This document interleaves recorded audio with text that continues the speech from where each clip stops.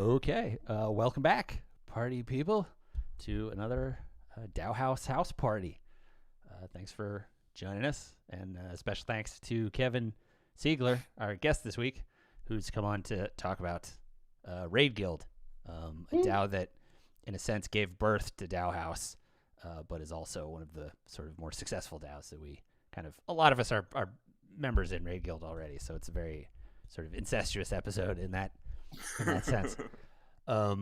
Before we jump into that, let's do some housework real quick. Anything good for updates out of the crew? If I share, will it show on the stream? Yeah, I'll even zoom in on it. Yeah, I think we got some zooms. I like that. Yeah, I think in the interface, old DAOhaus.gg for the quick link into the new app, which is not public still, but we're battle testing it super hard with the community. But yeah, some latest things here is that you can now explore DAOs. Everything's just in the app now instead of it being fractured across DAOhaus itself and then like the individual DAO interfaces. So now it's all in the same thing. So you can explore DAOs right in here now. All DAOs that are on DAOhaus across all networks, whether it be XDAI, mainnet, ID chain, I think. Maybe that's not in here yet. Test nets? Somebody's asking me the other day about well, for developer friendliness here. Yeah, you can absolutely turn on Kovan and Rinkeby if you want to show those. Hide those by default because most people don't care, but for us dev nerds, it's necessary. And also summon is now, you can summon a DAO with literally one click right now. There's there's these different basic parameters that have kind of been tested across different kinds of decentralized communities, whether it's like governing a product or distributing grants or making larger like venture decisions, little social clubs or guilds like Raid Guild. You can actually do it with just one button now. You can always go over here and modify for Crazy Zone, but yeah, one click summon has been a thing that we've wanted for a long time. So it's now there. There's also a really optimized factory contract that actually launches these. So, I mean, it's still probably pretty expensive on mainnet, but it's like half the cost of of our Oh, right. previous summon flow. Yeah, Let's see yeah, how- totally. Yeah, there is gas savings now in this and this is now deploying Moloch version 2.1, which as opposed to Moloch v2, the main difference there is that you can now add multiple summoners. So it's not just the one who launches the contract. Normally, they would be the default summoner, and you would get a free share, so that you can start doing some things. But now you can deploy the DAO with this. I don't know how many it can handle yet, but definitely at least 100 members and corresponding share values. So you can kind of which is really handy if you already have a community and members. You can just go ahead and deploy with all that there defined at the start. Before, you'd have to just kind of let everybody in one at a time, and it was kind of annoying.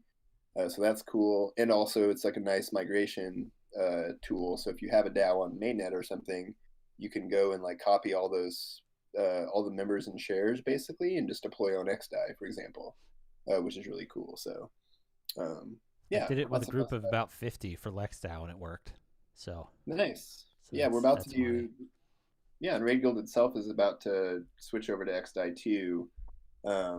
So yeah, that'll be I think we're at 97, 99 members in the guild now. So that'll be a good test. Also, but yeah, super fun stuff. Kick ass.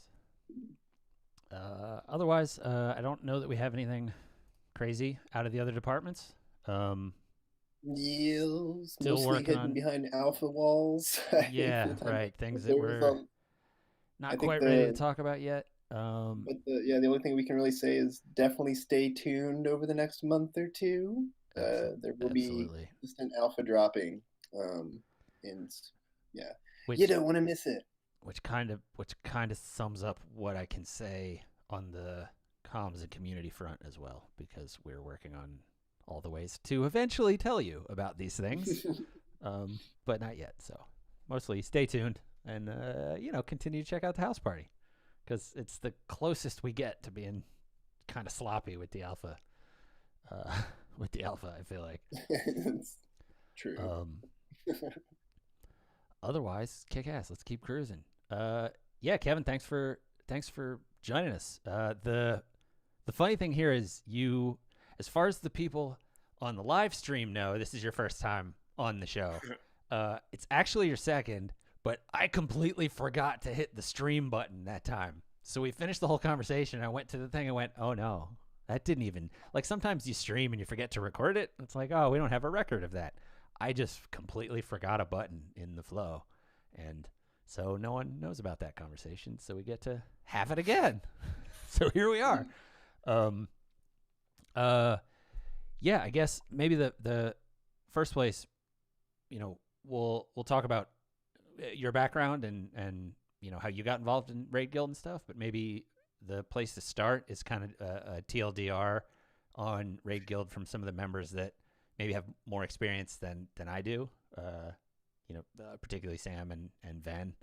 But the one-liner is Raid Guild is a decentralized Web3 development, design, and marketing firm agency. In that sense, we kind of don't do anything different than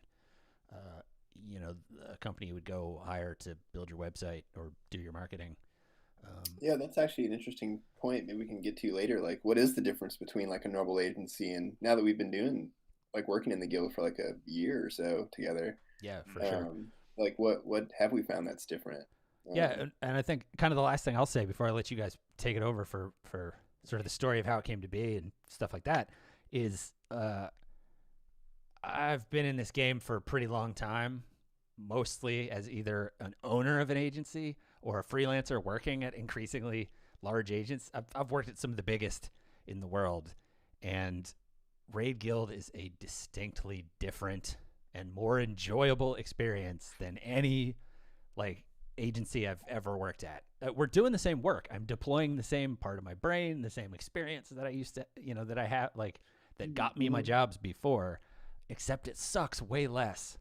if we're honest, right? And so that's, I think, what you're talking about, Van, is ultimately by the end of the conversation, I hope we can sort of dissect what and I think it comes down to the DAO stuff, which is, why end up making the leap to DAOhaus going, can we deploy this dynamic for more people? But first, let's kind of start with like more of how did Raid Guild happen? Because it was already at like 50 members by the time I joined, I think. So yeah, same here. Yeah, I mean, I guess I can go there quickly, I guess. But yeah, I mean, it really was just like most DAOs, just a self-organized group of people. We were just aligned on. I mean, we were all aligned on certainly building things that were community first, meaning lots of things, but certainly that, or mainly that, every member of a community should have a voice, and that all decisions should go through that kind of process. There is no centralized control whatsoever. And there's obviously like centralized work groups and things, but there's no centralized power. All power is distributed across all members of the guild. And that was like the point, basically, was to like work on like self-organize together and build the things that we were lacking in the Ethereum space. We all have these enormous dreams of what can happen. And if we thought that if we teamed up and if we worked together, that we might actually be able to like get those things out faster, better, because of the voice distribution. I think a large part of that, like being able to collect, information and ideas from so many different people spread across different domains of Web3. There's like, DeFi, NFT, dApps, there's everything, and like having different people but all those things really work together. They're not like in vacuums by themselves, like those domains. They all do interplay with one another in certain levels. So, but yeah, just self-organization, see what happens, emergent community design, basically just like, okay, we're aligned on Ethereum. We want to build more stuff together. Some of us have dev skills. Some of us have design skills. Some of us have marketing skills, community skills, writing skills. It takes all of these things together to do any of these things. So let's work together and see what happens. That's like literally how it started. And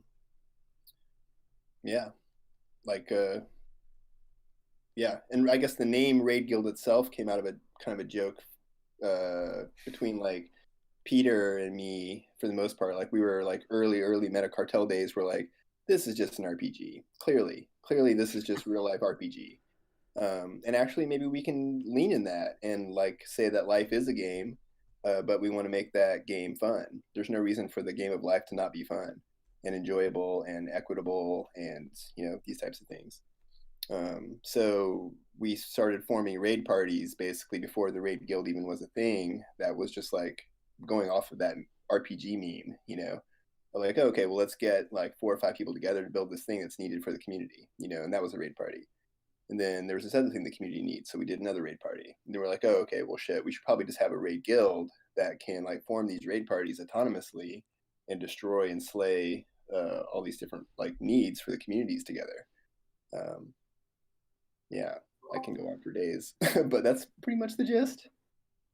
There's a much better name than kind of what we had way back brainstormed, which was Super Prism. Oh yeah. Oh jeez. Well, I guess that was a different thing too, though. Right. Yeah.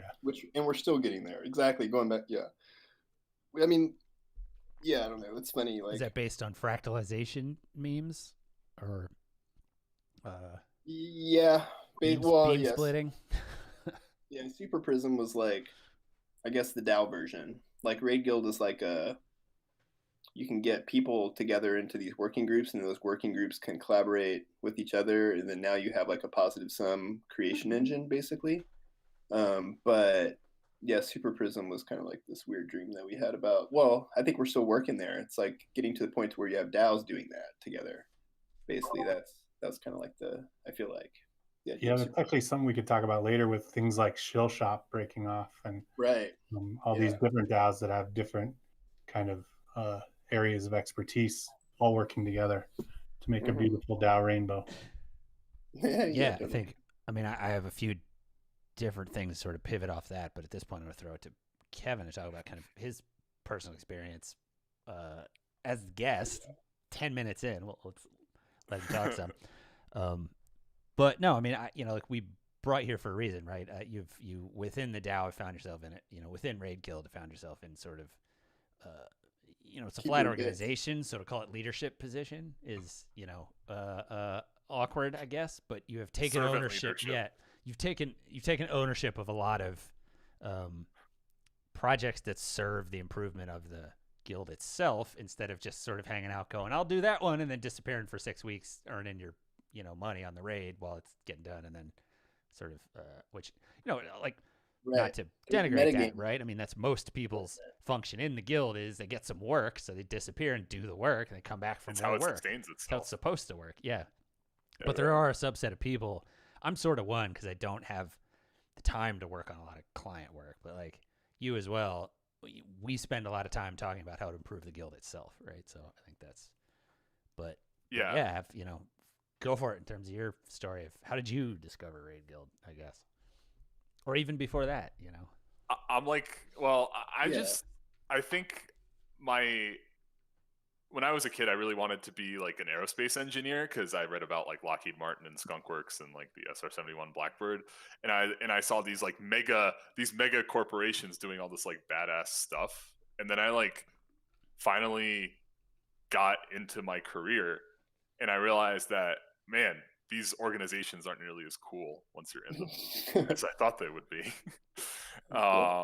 And it was kind of like a pretty fast devolution to like realizing, like, man, I just think corporate life is kind of miserable. Like, and I've really like thought, yeah, I was working in like internal operations, doing like operational improvement and organizational refocusing for like an aerospace company before I like decided that I just need to get into software. But it was like really enlightening, because it was a company that had basically like bought up a bunch of small aerospace companies that had very specific focuses and was trying to unite them under one brand and one culture. And you think about like what I think a lot of us understand, that like a lot of these relationships in traditional business are very extractive. And it was interesting watching and kind of getting embedded in some cases with the people who were like undergoing this cultural shift, and seeing how much of a threat it was to them in some cases, and how like broadly uncomfortable it was to almost everybody. And I was just like pretty done with aerospace after that, and large companies in general. Hopefully, I'm only 30, but I ended up working for like a small software firm that was run by a bunch of Kiwis, which was cool, because they I think that they have a better understanding of humanity than a lot of Americans do. Certainly. And yeah, it was a relatively enlightened organization. But then like on the side, I was like spinning up like this idea with like Yalda to build like a decentralized space agency. It was her idea, to like, she really wanted to make a space agency that anyone in the world could contribute to. That was like the original idea. And this was before like any of us knew anything about blockchain. And so like I got really into like, based on my knowledge of like large organizations and how operational excellence as it's defined in that field like works. And I was like, what does operational excellence look in like a decentralized space? And this was before like, we had any like DAO memes really. And we asked like a lot of hard questions, and like I think it's cool seeing it's cool seeing a lot of answers start to emerge, even now, like even as recently as now. And I guess some might say this is really fast in like 4 years. But like, we had to bootstrap that. So we got involved, we got some grants to build out some like governance and decision-making software with some folks. And that was kind of, it was like, a one-off vote that funded us on the blockchain which was like a terrifying thing. Like the entire trajectory of my life kind of shifted on one vote. So, I was thinking about like, if you think back to like the instability of people going through like a corporate absorption, to like the instability of like realizing whether or not you're going to quit your job because of like a DAO vote. It's like kind of crazy. But I felt like I had much more autonomy because of this vote at this point, because my career I had officially landed like a software engineering job. And it was, we talked a lot about like, we continued talking about like what organizations should look like in this space. And then after that kind of wound down, I was like really considering leaving Web3. I was pretty burned out. But then I started talking to Siegler. I reached out to Siegler specifically about Raid Guild, and it was just like, I don't know what happened, but I guess because I'm someone who likes to just do things to pass the time, I kind of fell in pretty fast. And like I really kind of like vibed on this like idea that Raid Guild was like insistently flat, and it's kind of like a perpetual experiment in that regard, while still trying to like maintain some level of like operational standard. So yeah, it's really cool because like I've seen like a lot of things that I was asking, a lot of questions that I was asking in like 2016, like early 2016. I started to like be able to like kind of actively experiment with them with other people through like Raid Guild and Source Cred. A big reason I'm still a keeper and involved in Raid Guild is because it's just such a fascinating experiment, and it's also like I also get my jollies from like supporting other people when I have the time. So like being a housekeeper just made sense. Yeah, I think the cool thing you said was, sort of undertaking these explorations of like what an org should look like. And it's kind of like there's a thing to call out in there, which is just the idea that an org should look like anything is a product of like society and culture and like, yeah, there are aspects of like what they teach in management school that make sense, to run a certain type of team. Like, I'm not going to go argue with the U.S. military on how they structure their stuff, right? Like they're really good at it. They have operations figured out, right, to some extent, and then to create merciless killing machines, to be clear. So it depends on what your end goal is here. If your end goal is happiness in a creative pursuit, you don't want to organize yourself like Navy SEALs necessarily. The irony is we call our platoons raid guilds and whatever raids, and but yeah, I think it's easy. Like as soon as I start talking about that, I immediately start talking about sort of like hierarchical structure, right? Like org structure, org chart stuff. And I think the revelation for me around like my route into Raid Guild ultimately was like the important thing exists even a level above that, which is like what it's a community first thing, right? It's this idea of like sort of what does everybody stand for? Like what's the manifesto that's brought you together? Like what's this core belief about how to like why organize at all, right? And when you talk about this corporate structure, like the reason for the organization is like, well, we have to build rockets, and that requires a certain amount of stuff to get done, and a certain amount of money to move around, and a certain amount of this and that, and people have to not screw up, and people have to fire if they do screw up, and like you need all these structures, but at an ad agency, it's like the why is like to sell shit, and so you end up having this thing where you're like, well, why are we all here? And the personal whys don't align with that. None of the creatives at an ad agency actually want to sell shit. They like telling stories and painting pictures and making videos and like whatever they do. And the place where they can get paid to do that is, selling consumer packaged goods or whatever, out in the ecosystem. And so just when you start to back all the way up to that why and start to look at stuff that way, where it's not even like, well, how should we structure this? Flat. Let's go with it should be flat and egalitarian.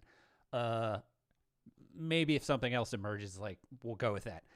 But first, the question's like, what are we even all doing here? Yeah. And then, that's part of the thing. That's why with DAOs we talk about manifestos a lot, but like the core thing off of community, it's like this bundle at the top, right? It's this idea of community first, but then there's also the fact that we do a lot of work on open source software. So ultimately, like part of what we're trying to figure out is how to incentivize growth in an ecosystem where we can't take ownership of the intellectual property like past a point. It has to continue to be an open protocol. So we don't get to own the product. And so we have to just continue to, like, how do you organize a bunch of people to work other than getting them stoked about just working? Like if they don't get to have, like, you know, you don't get stock options in the product that you're working on, and or if you did, like, what are they necessarily worth? Because you can't sell it, like, you don't have a patent. You can go sell to SpaceX, and then that's their acquisition, right? Like, right. And I do think that's a really big thing. Just the fact that we are a flat org, and that when you become a member, you immediately have governance. Like if you worked at an agency, when you get hired at an agency, and I mean, like sometimes you get like stock for sure, which is like, you know, some like long-term incentive to create value for the company. And then if you do, then that stock's going to be worth more, and congratulations, you have some, you know, maybe you get some more money. That's pretty much the only lever that they have to pull currently. Right. And then, but like in the guild and like with DAOs, when you're you know, become a community member, you're not hired. You just become a member just like everybody else. You immediately have power over that community, or alongside with everybody else immediately. And I wonder if that, or what that would change. But, you know, I mean, shit, at most agencies, you can be there for years and still just be on a contract. Like, Right. you don't even have benefits or job security. Right. Any Friday, HR could be like, cool, we're done with you. They don't even like have to fire you. They just say, we're not renewing your contract. And it's like, oh, okay, well, I I'll think see this you gets later. it. This gets at something that's like broader than just like DAOs, and that's cooperatives, which is like the opportunity to like own your own labor. Like that is, I mean, and I'm pushing up against some like pretty heady topics here, but like, Not compared to last week's house party. Unless we're talking armed insurrection. well, owning your labor, I mean, your labor Yeah. becomes liquid, right? Right. Also, Yeah. you can take like if the organization is not, if you're not aligned with the organization anymore, you can just take your labor elsewhere and continue and immediately contribute there, right? And that's like really hard to do in the old world, because you'd have to just like quit and then go without pay and so on and so forth. But like here, you're building up equity in this organization, and you can take it with you through rage quitting, which is just like, so you have access to like the full stack of the benefits of like what you're doing, which is like, from the beginning. Exactly. That's what I always say is the real force multiplier. That's sort of like, it is about starting from the idea that everyone wants to work community first. But then when you use a DAO, you put down in software the fact that community ownership is built in. Like, you're not even getting work in the guild unless you're a co-owner of everything that we do here. And that, like, right off the bat is a completely different, it just creates different feels for anyone involved than the idea of like, okay, I got a contract gig with this agency. And I would say, like, and I'm the same. I'm a designer, and I've worked in a lot of agencies and things, large, small, boutique places, different. You know, I personally enjoy the boutique ones more, and that was usually because I had more voice in what we chose to work on. You know, like in but I think the point I was going to make though is that like a lot of the incentives when I did work at like a larger agency didn't really have anything to, like if we were trying to sell Starbucks or something, or Nike shoes or something. I'm in Portland, so like Nike's like really big out here. Like 80% of designers in Portland just like are selling Nikes basically all day every day, or Adidas. But you know, at the end of the day, every work day, for the most part, what's actually fun and enjoyable, or what's actually rewarding about that, like you're getting paid to do the skills, like you said, like I have these skills and I get paid to do those skills. But also it's like, you know, there is a sense of micro community, and like you're, you know, it still was always fun, like working with people just to co-create. Just co-creation in general was like rewarding as well. But I feel like that was actually like the most rewarding part for me anyway. It was just like working with people and co-creating things, regardless of like what we were doing it for.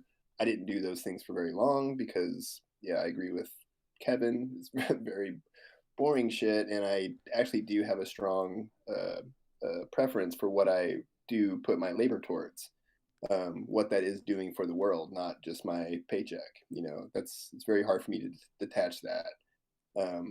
But yeah. Anyway, that part was really fun. Still, just like co-creating and working with people is still fun, but that's as far as you can go, basically. I feel like. Yeah, and I think that gets it like another fundamental idea that like labor is how value is introduced into the world. And just like I was taught at a relatively young age that like you want passive income, you want to acquire as much passive income as possible, but someone's going to have to do the labor to generate the assets that will create that passive income. Right. You know, and I think the cool thing about DAOs is that like DAOs and cooperatives is it makes labor something that has much less of like a negative connotation than I think it has in like the 20th century, because of that full stack of ownership. So like there's still ways to generate that passive income, but you have like stronger relational ties with the people who are doing it, or you've done it yourself directly, which is like quite cool. Well, that's actually I mean, that gets to the thing I was thinking when Van was talking about working as a team. Like, yeah, that's the reason you go do it, right? Like, working at an ad agency like that, like you get to work with really cool people.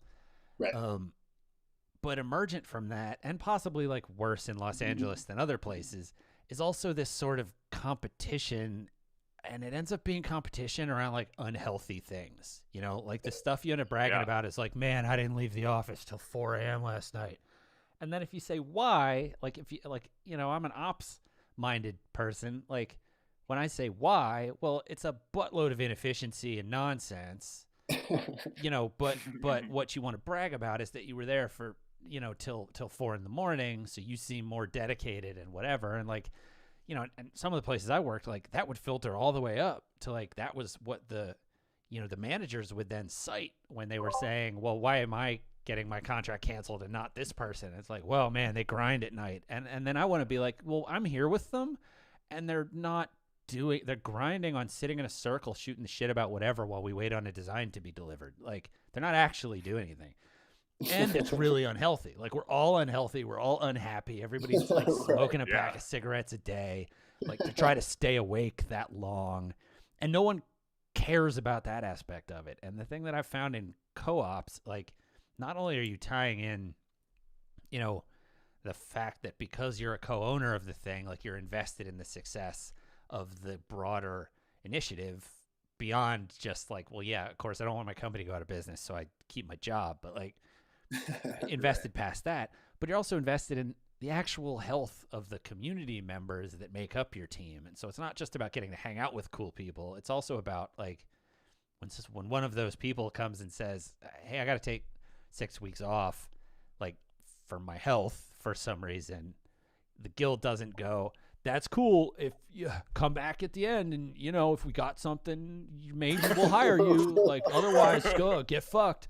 Like it, you know, like that's not, it completely changes the employment dynamic when you actually feel like the people you're working with, like care if you're working yourself to death in front of them, like because of a, you know, and like, I feel like in Raid Guild, if I brought to the table the idea that we had like social dynamics of competition like that had started to emerge, that like there might actually be some people that went, oh, that's not good. Like, which should we, you know, how should we maybe handle that? Because the point in the end is like our own health and happiness and prosperity. Whereas if I brought that to the table at the agency I have in mind when I talk about this, they would have just said, that's nice, you're fired. Yeah. It's like, it's like two entirely different answers to the question of like, does the institution serve its members, or do the members serve the institution? Right. Mm-hmm. And like both, both are doable, but you need that. Then of course, Yeah. it serves the members, right? Right. If the institution is not member owned, then of course it's not going to serve its members, because that's just human incentives. Right. It's gonna. I can make more money by not giving you guys power, then I'm just going to do it. Whoever the stakeholders actually are. Yeah. It just, Right. it's not a malicious thing. It's just how that's going to happen. Mm-hmm. So I think one of the fun things that makes some of this work is the idea of, and this goes back to the open source thing, which is sort of like you need to find rallying points to get people to work together or to coalesce in a group where they care. And it gets to kind of like the third thing I had on the note here with community first and open source and all that stuff, which is the idea of meme-driven development. Which, when I say development, I really mean like products, projects, like whatever, right? Like the idea that when you shift incentives the way that we're talking about here, all that starts to matter is the story, right? Like the story of why you're doing it, but then also sort of all the emergent like meme structure all the way down the down the chain that allows people to communicate and to collaborate and all that kind of stuff. But just the idea, like that's what I was saying about this top level stuff, right? Like it doesn't even like management structure is what it is. The idea of a manager is, yes, it's a cluster of responsibilities inside of a corporate hierarchy, but also like it's this meme. It's the meme of the person that you answer to, like Lumberg from Office Space and everything that goes with it, right? Right. And so the cool thing this was the thing where as soon as I essentially walked through the gates at Raid Guild, I went, "Ooh, I see what you're doing here. I love it." And that works as a filter in a certain way, but I think the way to chase it is to back up and explain like the sort of the memeology and sort of like you've alluded to it a little bit, but it goes deep on Raid Guild. I'll say like my function in there, my class is Rogue. My house is the House of Shill. It is all nonsense to anyone that's like not a Dungeons and Dragons sort of role playing game, familiar, I would say. But right. Yeah, ultimately, and like kind of break that one down for us. Yeah, I mean, I think that stuff's fascinating. I mean, and is it really that? It's not even really that important how specific the meme is, but or the specifics of the meme don't even really matter. But like for the guild, for example, yeah, like I said, like when Peter and I were first joking around about we were calling like Raid Guild itself, it just came out naturally, emerged from like the behavior that we were seeing in decentralized communities. It looked and felt much more like a role playing game. And Dungeons and Dragons, like you literally just like you grab party members, you go into the dungeon and you slay the monster together. You work together. Like Kevin gets a little low health, I got to go over there and like send him a little health. Kerp's poisoned, I got to like try to get Sam to go over there and drop him some like anti-poison, antitoxin potion or whatever. But the meme is that is more fun, I guess, like raid parties. So like that analogy, the symbology of that analogy we do in the guild. Like we just like go and find party members and we go into the dungeon and we make sure that when we come out of that dungeon that we've slayed that beast, which in our world is just the client spec or whatever, like this is the and at the end of that we get loot, right? So it's like it just aligns perfectly with Dungeons and Dragons, and also it just like, I mean, whatever, like if you've played or not, like you at least should understand the basic premise at least, but that's why I say the specifics aren't really that important, because Right. If you don't know Dungeons and Dragons, it'll look and sound like it doesn't make any sense. But it's really a coordination tool. The meme is a coordination tool because we all have that. Like when I form a raid party in the guild, it absolutely feels like I'm forming a raid party to go and tackle, some monster in a dungeon, and I have like these really strong party members with me to back me up while I do that. And everyone knows you need a well-rounded raiding party. need a well-rounded raiding party. Exactly. Right? Like we I mean, need clerics. it's a funny thing to say, but among the role-playing game, you know, and like kind of World of Warcraft set, like everyone that gets it knows exactly what I was just talking about, right? Like Right. if you want to beat the dungeon, you need a healer, because part of the game is built so that if you don't have a healer, you're gonna eventually come up against a thing where it's sort of like, oh, we needed that skill set, we didn't have it, so we're gonna all die and then restart the mission and go and get a healer before we do it. And the other part of that meme is that, you know, you form a party for the mission that you're undertaking, right? Like you don't just, I mean, obviously, like sometimes you can, or rather, sometimes you don't change party members in like actual Dungeons and Dragons sometimes, but you do like change your equipment and things, right? At least like, oh, okay, like we're gonna go into this dungeon and there's like these spiders in here that are like all about poison or whatever. So, but like in our world, that'd be like, okay, well, this is a DeFi protocol. It's going to be like super gnarly solidity. You know, we need really solid tests on these. We need to have like continuous auditing. You know, like whatever the specs are, we build on that, and it fits perfectly. And it's like it's a coordination tool. It immediately like allows everyone who does get it. Obviously, some people don't, but the ones who do immediately can coordinate because they know how it plays. It's like literally after they figure out that it actually is an RPG. You know, like it's not just an analogy. It is. Well, and it's also just.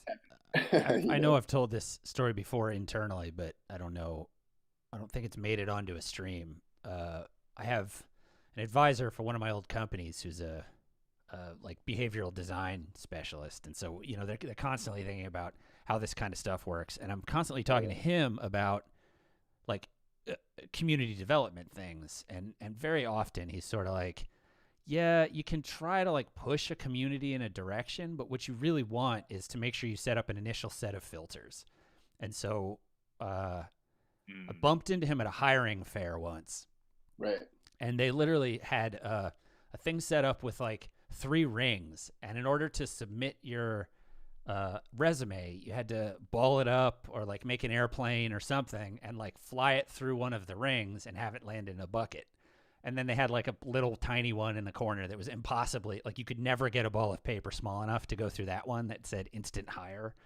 And I was stunned in standing there for like an hour just jamming with the guy by the number of people that came up, had the rules to that game explained to them, even though they seemed like they were interested in the company, which was kind of hot in the LA area at the time. So people wanted to work there, that would then just go, what? No, and walk away.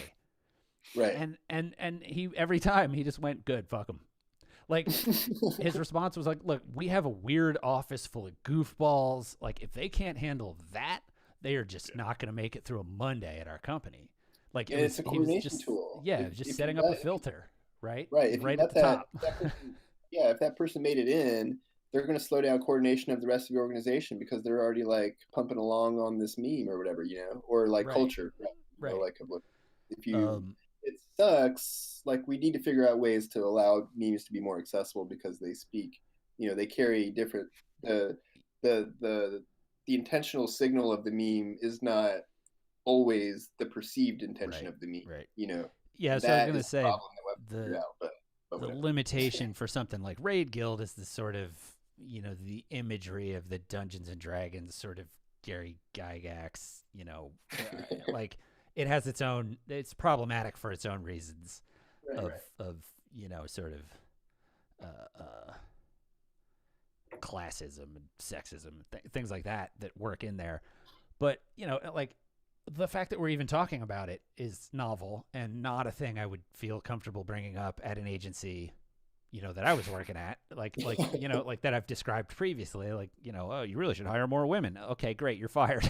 Like, again, same problem. Right.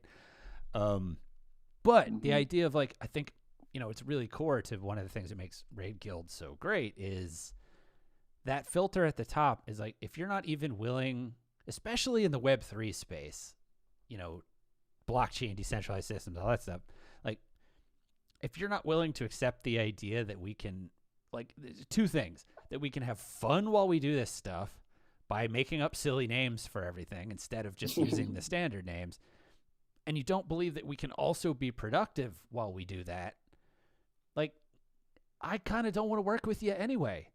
right? Like I get if you're not fair to say, like if you're alienated by the demon memes and stuff, like that's not a good filter for if I would want to work with you or not. But if you can't deal with the idea that I'm going to call you a rogue instead of business affairs, then like I don't know, man. It's just more the same. Like that's it's the same. It's how you end up with this corporate structure. We're just like, oh, Mr. Manager, like yep, yeah, exactly. I'm Mr. Manager. But maybe back to like what Kevin was talking about as far as like, these big companies and things like, and another way around that is like, yeah, you just have like a ton of smaller companies, right? And they each have like unique cultures and whatever. And, like that could be the other side of that instead of these enormous monoliths that just extract and build power over years, basically. Yeah, I'm like I'm someone who has never really played many RPGs, and joining Raid Guild was like I was like excited to get into the memetics of it, because like it just seemed like it, everyone was excited about it, which I thought was I'm easily excitable, so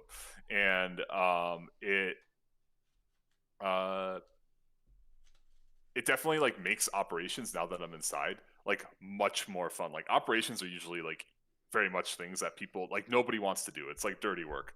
But like dealing with operations and like trying to find ways to like encode these memetics into the operations like makes it like really fun to just figure out how stuff should work in Raid Guild for sure. So and like what you were talking about, Ven, with like all those different companies, like all those different like sub companies, like I think the idea of like fractalism is like really powerful in this space too, as far as DAOs go, like with what like Metagame is working on. Mm-hmm. And like the idea of like absorption is like I think like we'll see a lot more of like spinning off like shill shop than we will like absorption, just because like, yeah, exactly, which is like really cool because like the layer of like bureaucracy between like org and person is so thin that like we still have those relationships. Like Kerp is still involved in a lot of different stuff, even though Kerp, you're involved in shill shop, right? I'm not like making a bad assumption here. No, yeah, that's in a sense my baby. Although Tay has done more work than I have on it since we got going. I should unmute him in case he wants to say anything. But yeah, I mean, I'm happy to talk about that aspect. But really, it just that shill shop. It's really just like saying we need a marketing department, and you kind of just go, okay, well, I'm gonna start it, and we'll handle the money over there. And so shill shop is really just a sub department of Raid Guild for now, but the best way to handle the money is in a sub DAO, the way that we do stuff in house DAO. And so built into the fact that we're using a DAO to manage our departmental budget so that we can do marketing things for the guild and for other clients means that we could kind of also just go off in our own direction if eventually there's enough money in there. We can say, okay, well, we'll pay this tribute back, for whatever period makes the community feel good that we launched off your platform. And then maybe we don't need Raid Guild anymore. Right. And it's like already built into the software that we could do that. I don't. Yeah, you're not. Sub DAO is kind of a misnomer, right? Because it doesn't exist as it's just a sidecar. Basically, yeah, it's kind of just a sub. It's a sub bank account for now, but because of the way the control of it works, we can do like it's a weird like turtles all the way down situation where like it's a sub DAO, but all the members of shill shop, the department, are structurally speaking owners of that department. So all the money that flows through it, like I have tangible ownership of. It's not just the manager oversees the budget and that budget pays my salary, but ultimately like the top thing is the boss. I think it benefits us to be starting from Raid Guild, and I think staying attached to Raid Guild kind of like forever, because I don't want to do the customer acquisition part of that, right? Like the part where you start your own company is where you end up in charge of, now we got to go find clients. Well, Raid Guild is already producing clients because we're awesome and we do good development work. All of those dev clients also need marketing work because telling a story, particularly in that space, is a tricky thing. Why not just get that business for the guild also? And, you know, and then I don't have to do the part I don't like, which is going and try to find more clients. I just want to make stuff. You know? So let's use this as we don't have much time, but this is really cool. Kevin, what do you think? So like I love how you frame that, and I think that's perfect. Yeah, so basically companies today are acquiring things and absorbing things and becoming bigger and bigger and bigger, and that's always their mission. As soon as they have enough money, they go and raise more money so they can grow faster, right? And then in this way, we're going the other way where we're like incentivize. We like the guild funded Shill Shop to fractalize, right? Like we're incentivizing internal community members to fractalize and form separate working groups that are aligned with the guild purpose, obviously, or we wouldn't seed it if they were like, oh, we're going to go like, I don't know, start another development guild. Yeah, talk about election fraud or something. I don't know. Right. Go show Trump or something. Go build voting machines. Yeah, we wouldn't seed it, but that's the paradigm that we're at now, right? Where we're like incentivizing fractalization. So what happens to the guild? Or what does the organization? So the guild started as this, you know, this one hub where people were self-organizing, and then it got big enough, and we're seeing this happen in many other DAOs, Metacartel and Metagame also, and now they're fractalizing into like these like other like working groups. I don't want to call them subs because it's just not accurate. I don't know what the proper term would be. But so what happens say like all the developers self-organize into a developer group, and all the designers self-organize into a designer group. And like obviously we have a lot of people in the guild who are, you know, myself included, and well, yeah, all of us here probably like do different things. Like I do design, I do development, so I would be a member of both of those or whatever, right? And then the guild kind of becomes like this. So it's not like a hierarchical top level organization with a bunch of sub organizations, but it feels more like just a hub where those sub organizations can come together for like greater purposes or something. But I wonder what that looks like. Or yeah, what do you guys think? I mean, I think it depends on how if we're like intentional about how that how like what's it called, the minion works. It can work however those subgroups want it to work. They can vote in a representative. They can program a Moloch to operate, or a minion to operate, like operationally kind of like make decisions within that larger group or within that like hub group. I think it's kind of a situation where it just depends on that operational autonomy really becomes like the limiting factor, how they want to do it. Well, and I think it's kind of the place where you start to look at, like I look at labor unions in this space a lot, which is like, if you look at the services they provide, as they get larger, local organizations handle making sure you're employed, but then the national organization will handle getting you good deals on health insurance, you know, stuff like that, right? Like they start they focus more on the benefits or like lobbying for, you know, political change that would benefit your group of people, like generally needs to be handled by the better moneyed sort of broader organization. And then coordination on the ground of like the actual trucking routes for your, like, you know, truck drivers union, that's handled company by company, sort of, you know, on the smaller level.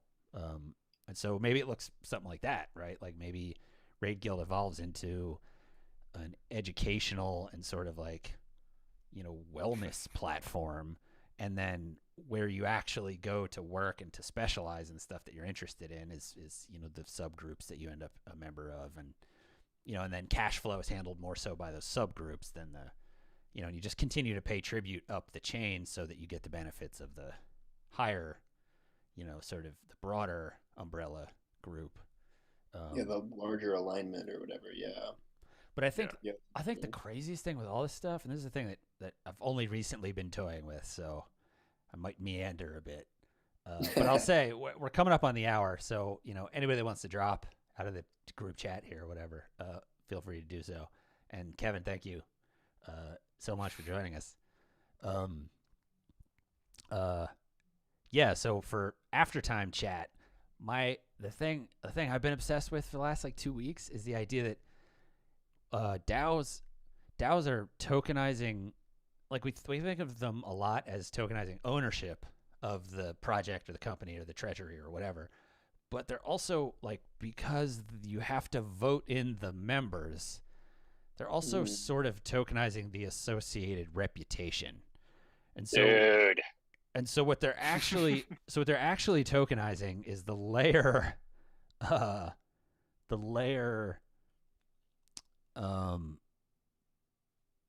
like it's tokenizing this layer where, the way I think about it as a lawyer is like, every time I go to court or every time I represent a client, I'm not licensed, but if I had a license, like I would essentially be putting up that license kind of as collateral, like as reputational collateral against what I'm going to do for this person. And if I fail at it, they strip that license, right? But it's not like tokenized in the same way, right? Like I don't put my license on the table and a judge can't go, oh, that was out of line, yoink, and just take it away from me. But like as we tokenize these things and we make them more mobile, you get this weird space now where like I could potentially put my membership in Raid Guild up for collateral as a loan, like in a DeFi platform where they're willing to lend me money. Against the fact that I would lose membership in Raid Guild and potentially my income stream if they docked that, that share or something.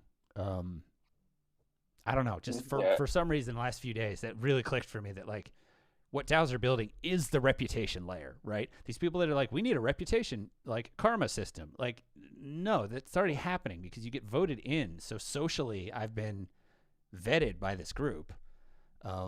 Losing membership in the group would be valuable to me. And so if it's a thing that I'm willing to stake, it's like losing my house to an extent. I messaged Tay about this this morning and was like finally realized, because it's like a credit delegation, but it's like reputation delegation, and you don't want to go out too far and bring in a bunch of randos that you can't vouch for anymore, but you have enough reputation that you can delegate to maybe one person that you're willing to champion, and then if it goes well for them, you kind of re-up on your reputation that you can go